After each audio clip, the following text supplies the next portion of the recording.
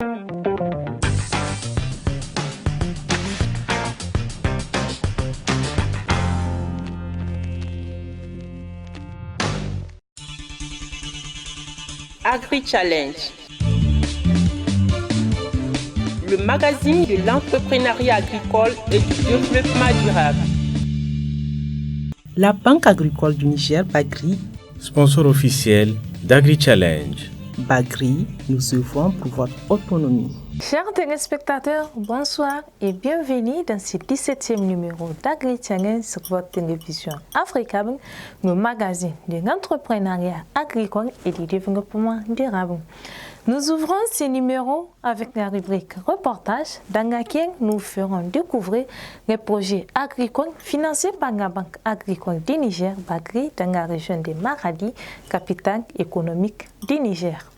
Le financement de la Bagri dans cette région a permis aux producteurs agricoles d'accroître et sécuriser leur rendement agricole. Toujours dans la même rubrique, nous ferons focus sur l'exportation du bétail. Au Niger, l'élevage est surtout axé sur l'exportation. Dans la sous-région ouest africaine, le Niger a un avantage comparatif dans la filière bétail qui se situe à plus de 48 millions de têtes en 2018, selon une étude du ministère de l'Élevage. Dans ce reportage, vous verrez les conditions d'exportation du bétail au Niger, son apport économique, ainsi que les actions de certains projets, comme le projet régional d'appui au pastoralisme au Sahel, PRAPS, pour améliorer les conditions d'exportation de bétail. Et nous clôturons ce numéro avec la rubrique événements dans laquelle nous ferons un zoom sur la 4e édition de la foire spéciale Tabaski qui s'est tenue le 2 août 2019 à Niamey.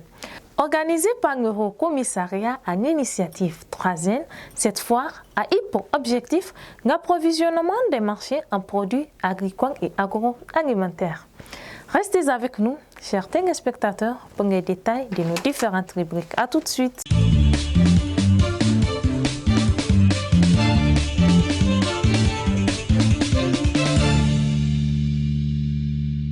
Créée en février 2011, la Banque agricole du Niger, Bagri, est une institution financière spécialisée dans la lutte contre l'insécurité alimentaire et le développement des industries agroalimentaires au Niger.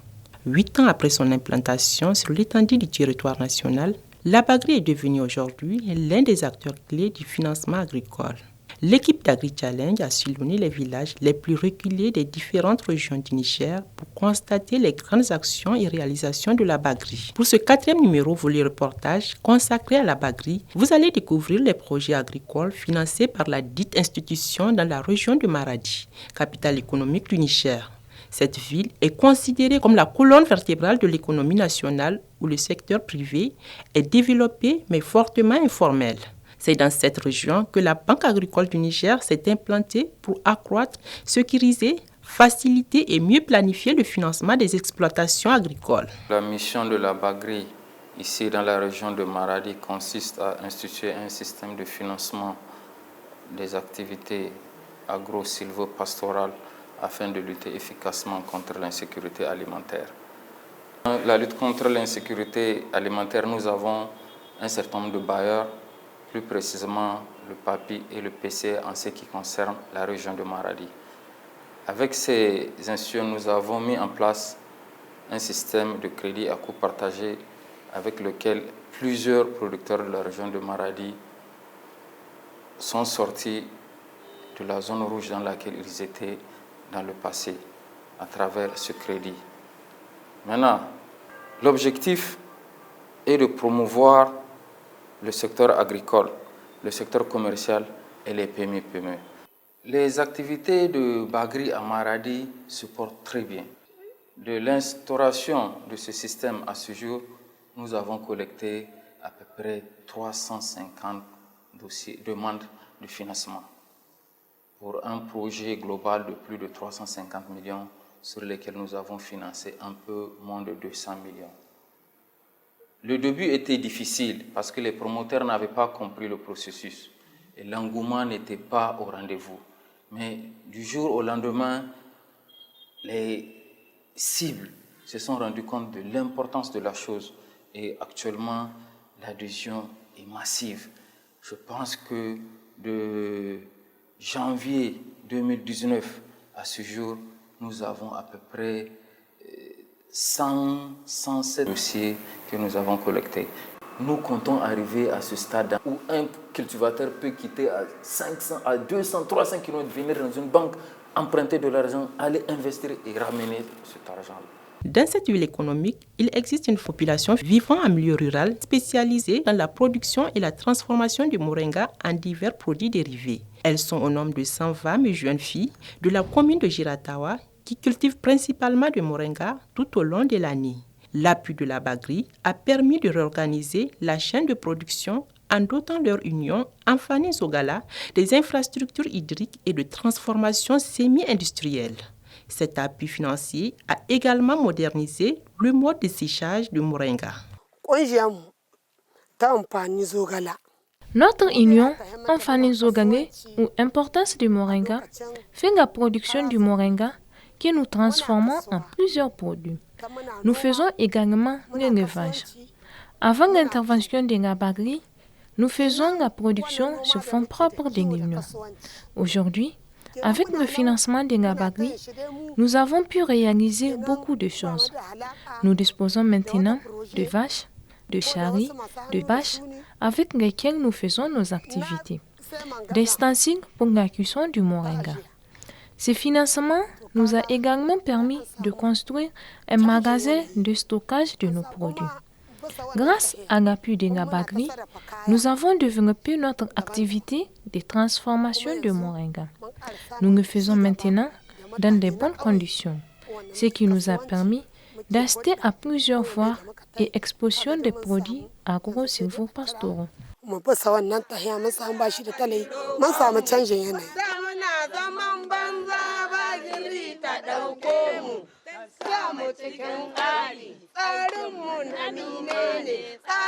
Grâce aux efforts de ces femmes, la commune de Giratawa dessert la ville de Maradi en moringa durant toute l'année. D'autres maraîchers ont bénéficié du crédit agricole. Ce crédit a apporté une solution aux problèmes d'irrigation, de la qualité des intrants et matériel agricole, ce qui a accru fortement la production maraîchère autour de Goulbi et la disponibilité continue de ces produits agricoles sur le marché.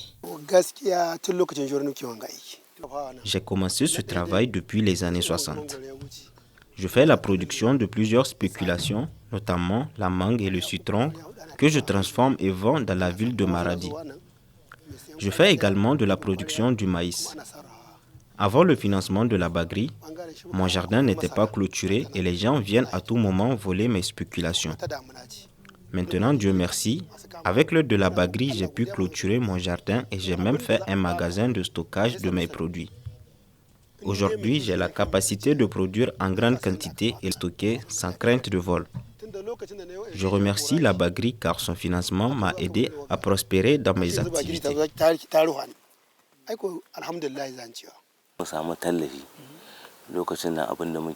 Avant le financement de la Bagri, je faisais seulement la culture du moringa. Maintenant, avec l'aide de la Bagri, je cultive de la pomme de terre, de l'oignon, du chou, de la laitue et du maïs. Ce financement m'a également permis d'acheter un grillage pour la clôture de mon jardin. Toujours grâce au financement de la Bagri, je dispose d'un puits dans mon jardin, une motopompe et une charrue. Aujourd'hui, grâce à ce financement, j'emploie plus de 15 personnes. Je suis très content d'avoir eu ce financement de la Bagri, car mes activités avancent bien et je souhaite bon vent à la Bagri qui nous aide énormément dans nos travaux agricoles.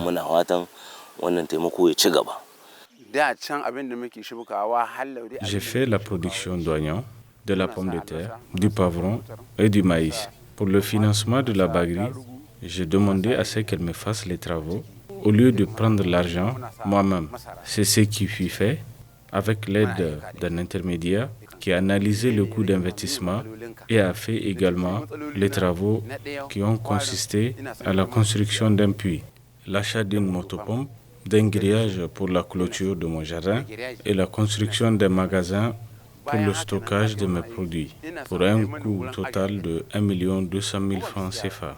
Je suis le premier bénéficiaire de ce financement de la Bagri dans la région de Maradi.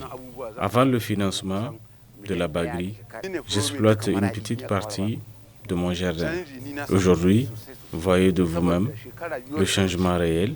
J'exploite tout mon jardin et des fois je loue une partie du champ de mon voisin pour exploiter. Avant leur intervention, je n'arrive même pas à mettre sur le marché mes spéculations, car je les consomme en moins de 3 mois. Et maintenant, Dieu merci, je consomme mes spéculations toute l'année et je mets une grande quantité sur le marché. La Bagri a vraiment changé ma vie.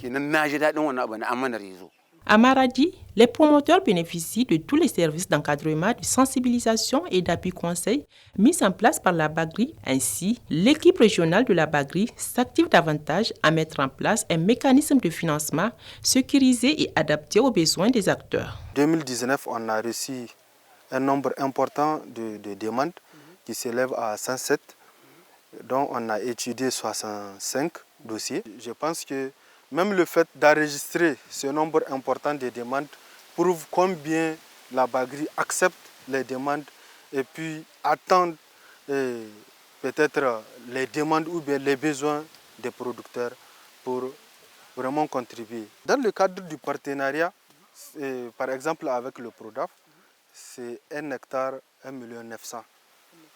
Voilà, 1,9 million par hectare. Mais pour toute analyse, pour vraiment mettre le producteur dans de bonnes conditions, il faut analyser la capacité de la personne. Parce qu'on n'octroie pas un crédit comme ça, au hasard, mais on doit voir la capacité de remboursement. Donc pour octroyer un crédit, il faut vraiment analyser l'activité, les risques qui sont liés à cette activité. Donc voir si le client là ou bien le producteur sera capable de supporter le montant du projet. Les produits de la Bagri, vraiment c'est une souplesse quoi. Parce qu'il y a plusieurs choses qui se passent avant même qu'on passe au recouvrement. Oui. C'est vraiment une situation à l'aise qui est là. Si un client est bénéficiaire du crédit de la Bagri, c'est comme ce qu'on dit, elle respecte la balance. Elle fait le social et aussi elle fait le commercial. Ça veut dire qu'aujourd'hui, même si le client est en difficulté, la Bagri a d'autres mesures de l'accompagner pour pouvoir vraiment rembourser le crédit.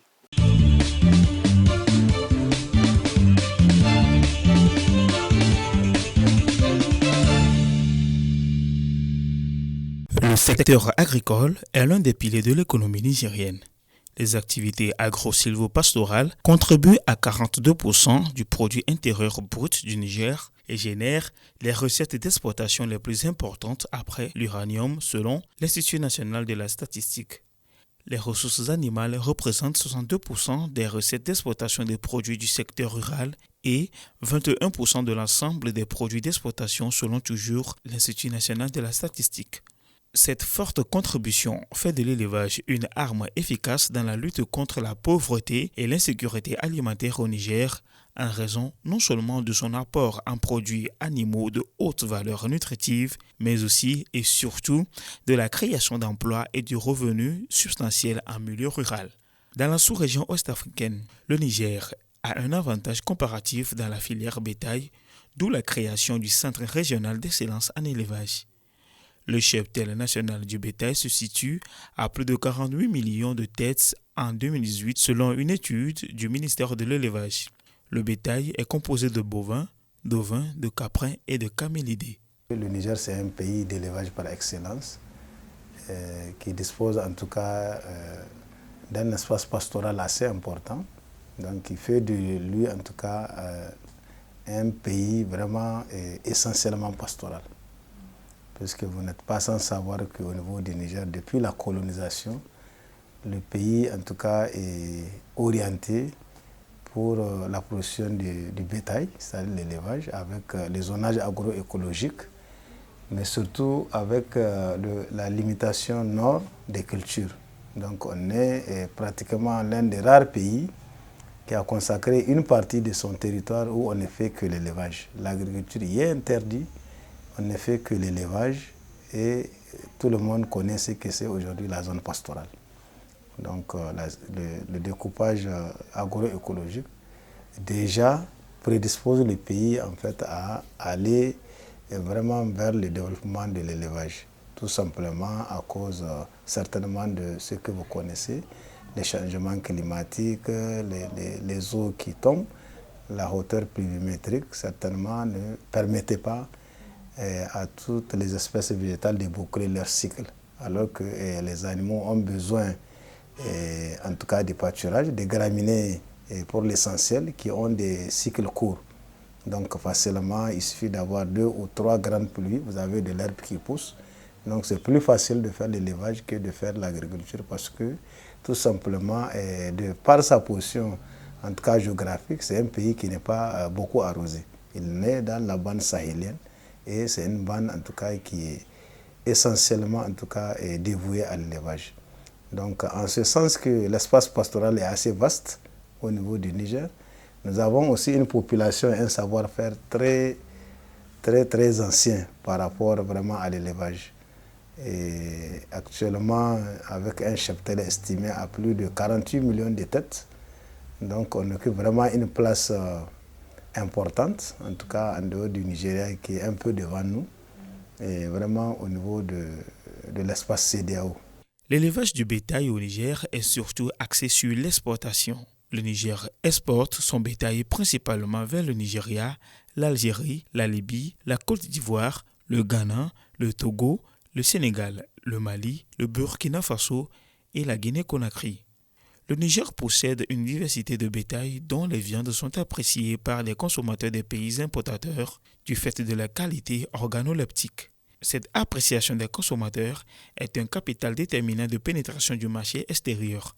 Pour améliorer les conditions d'exploitation des bétails, le projet régional d'appui au pastoralisme au Sahel, PRAPS, intervient en sensibilisant les exportateurs sur les conditions d'exportation de bétail au Niger. Ce projet facilite également l'accès des produits pastoraux au marché. Au niveau de ce projet-là, qui a 5 composantes, donc parmi les 5 composantes, il y a une composante intitulée Facilitation de l'accès au marché, notamment la composante 3. Elle a 2 sous-composantes majeures, notamment la sous-composante 3.1 qui est intitulée Renforcement en fait, des systèmes d'information et appui aux infrastructures des marchés. Et nous avons une deuxième sous-composante qu'on appelle Appui aux organisations professionnelles et interprofessionnelles et facilitation du commerce. Donc avec ces 2 grandes sous-composantes, en tout cas le projet appuie en tout cas l'exportation d'une manière ou d'une autre. Notamment, si je prends la première sous-composante, la composante appui aux infrastructures, au système d'information, elle s'occupe de tout ce qui est la construction des infrastructures marchandes. Tout ce qui est construction, réhabilitation des infrastructures marchandes, mais aussi des systèmes d'information. Donc, le projet, ce qu'il fait à ce niveau-là, c'est d'abord la construction et la réhabilitation des marchés à bétail, où le projet a prévu de réhabiliter et de construire 29 marchés à bétail. Et les 29 marchés à bétail, donc au niveau de sa zone d'intervention, mais avec une forte concentration au niveau des régions de Zender, au niveau des régions de Difa, au niveau des régions d'Agadez et de Tawa. On a compris que quand les animaux sont en bonne santé, quand il y a l'eau, les pâturages, etc., ils vont prendre de l'embonpoint. Et de l'autre côté, effectivement, il faut améliorer les conditions pour que ces mêmes acteurs-là, les éleveurs, les agropasteurs, aient accès à ce marché-là. Et comme vous le savez, c'est une chaîne de valeur. Il y a presque tous les acteurs qui interviennent dans la chaîne de valeur qui se retrouvent au niveau de ces marchés-là. Donc pour nous, au niveau du PRAPS, les marchés constituent vraiment un centre d'intérêt pour les pasteurs. Voilà la raison pour laquelle, en tout cas, le projet a délibérément accepté, en tout cas, de financer la construction de ces 29 marchés. Et les 29 marchés, nous les avons catégorisés en marché de collecte, en marché de regroupement, en marché d'exportation. Donc, pour dire combien de places, En tout cas, l'exportation nous tient à cœur, mais aussi un marché de consommation. Les pays importateurs de bétail s'intéressent très souvent aux races performantes et le Niger en dispose. On peut citer entre autres, à juste titre, le zébu Azawak, le zébu Bororo, le mouton Balami, la chèvre rousse de Maradi, la chèvre du Sahel ou encore le mouton Bali-Bali. Ainsi, le centre de multiplication de bétail intervient-il dans la sauvegarde des races performantes à travers la sélection et la multiplication des bétails. Aujourd'hui, beaucoup de pays dans la sous-région, tels que le Mali, les Burkina avaient imité le Niger. Ils ont installé aujourd'hui des ranchs. Le Mali actuellement a une vision dans ce sens. Du coup, la race pure y est. Donc, quand on parle de la race Kouri, aujourd'hui exposée, vous partez au Tchad, vous allez trouver des Kouris partout. Donc, du coup, le centre d'éducation du bétail joue un rôle extrêmement important dans la préservation de nos races locales. Lorsque un éleveur, en milieu paysan, élève des animaux et qu'il amène l'animal au marché, rapidement, il arrive à vendre, ça le motive d'élever plus, que ce soit à l'embouche, que ce soit à la multiplication. Donc, l'exportation, c'est un système. Il y a des intermédiaires, il y a des grossistes qui viennent de l'extérieur, qui viennent acheter pour amener. Et tout, c'est les marchés qui sont ravitaillés. C'est à partir de ces marchés que beaucoup des exportateurs se ravitaillent pour exporter. Alors, plus il y a la demande, plus les producteurs profitent. Du coup, quand on parle d'une exportation importante, il y a tout ce que ça fait comme rentrée pour les producteurs, mais aussi et surtout, il y a tout ce que ça donne comme rentabilité au niveau des communes, parce que c'est les communes qui gèrent les marchés à bétail. Je vais vous donner un exemple. Une année, le marché à bétail d'un village, mon village, c'est Goté. Quand les mairies ont été installées, un projet, c'était le projet Liptako Gourmand, avait construit un marché. Et les premiers marchés, ils ont fait un essai. Les recettes étaient autour de 600 000 francs. Les jours du marché, 600 000 francs. Vous voyez, j'ai cité cet exemple pour montrer à quel point les mairies sont ravitaillées à travers le marché à bétail. Et tout ça, c'est l'impact de l'exportation. L'élevage du bétail permet également au Niger d'être compétitif dans le domaine des cures et peaux.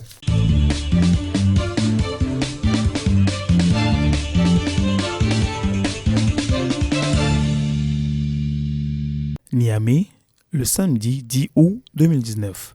L'esplanade du Haut Commissariat à l'initiative 3N s'est transformée en une foire. Celle-ci est organisée par le Haut Commissariat à l'initiative 3N, les Nigériens nourrissent les Nigériens, avec le concours de Agri-Profocus, Made in Niger, Nigériel, etc.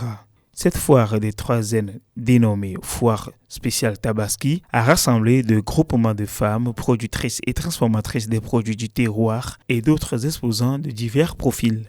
La foire des 3N rentre dans le cadre de la mise en œuvre de la politique d'approvisionnement des marchés en produits agricoles et agroalimentaires en son axe 2. Cet axe 2 fait partie intégrante de la stratégie de sécurité alimentaire et du développement agricole durable mise en œuvre par le Haut Commissariat à l'initiative 3N. C'est dans le cadre de la transformation des produits agroalimentaires, valorisation, promotion et transformation des produits agroalimentaires qu'on organise ces foires-là pour permettre aux femmes d'avoir accès à d'autres marchés, des marchés environnants et permettre aux clients de s'approvisionner en produits locaux sains. Il n'y a pas vraiment de critères de sélection en tant que tel parce que quand on a commencé la première édition, on a échangé, on a cherché des femmes qui sont déjà structurées en réseau pour nous faciliter la tâche afin de rentrer en contact avec ces différentes femmes. Et avec le temps, tous celui ou celle, parce qu'il y a des hommes aussi, qui veulent exposer, peuvent venir au commissariat s'inscrire et ils donnent leur nom et leur programme à un stand. Donc c'est ouvert à tous. J'ai dit que l'initiative 3N, c'est une stratégie nationale de sécurité alimentaire, donc ça concerne tout le monde, on est vraiment ouvert à tout, il n'y a pas de critères de sélection. Véritable vitrine pour les exposants venus de divers horizons, la 4e édition de la foire des 3N a été également une aubaine pour des entrepreneurs qui font leur pas dans l'agroalimentaire. suis la promotrice de ce piment, Chito piment exotique, que j'ai fait moi-même, à l'inspiration de ma maman qui est togolaise. Ce piment est basé de piment sec, rouge, du gingembre, de l'ail, d'oignon et de l'arôme du piment sec et du crevette. J'ai fait un peu de différence parce que ici, la majorité des personnes aiment trop le piment sec. Et je me suis dit pourquoi ne pas faire ça parce que souvent on n'en trouve pas. Il y a des gens qui commandent ça d'extérieur. Et moi j'ai dit bon, pourquoi ne pas essayer parce que c'est un piment qui est conservable à long terme. Et qu'on peut manger avec de la viande, du riz, du haricot. C'est un accompagnement. L'attraction à cette foire a été cette dame de Madawa dans la région de Maradi, représentante d'un groupement de femmes transformatrices de l'oignon, notamment le violet de Galmi, en de divers produits, assaisonnements et cocktails d'oignons. Nous transformons nous-mêmes l'oignon en cocktail dans le but de faire des arômes. Nous avons réfléchi qu'il est possible de faire nous-mêmes nos arômes sans produits chimiques, car vous n'êtes pas sans savoir que certains arômes sont nuisibles pour la santé. Nous faisons également de la farine d'oignon. Nous transformons l'oignon en 4 produits qui sont le cocktail, la farine d'oignon, l'oignon séché et la confiture d'oignon. La foire des 3 N dénommée Foire spéciale Tabaski a été un régal pour le public qui est resté sans voix devant le parterre de produits agroalimentaires étalés dans les stands. C'est sans commentaire. Ces jeunes dames, ces jeunes gens font des choses extraordinaires. Et nous pensons qu'avec ce qu'ils sont en train de faire, ils vont booster ce monde rural pour qu'on parvienne à une situation où vraiment c'est le privé qui fera le développement de nos pays. Je crois que nous sommes en train de nous ouvrir. L'Afrique fait un seul pays maintenant.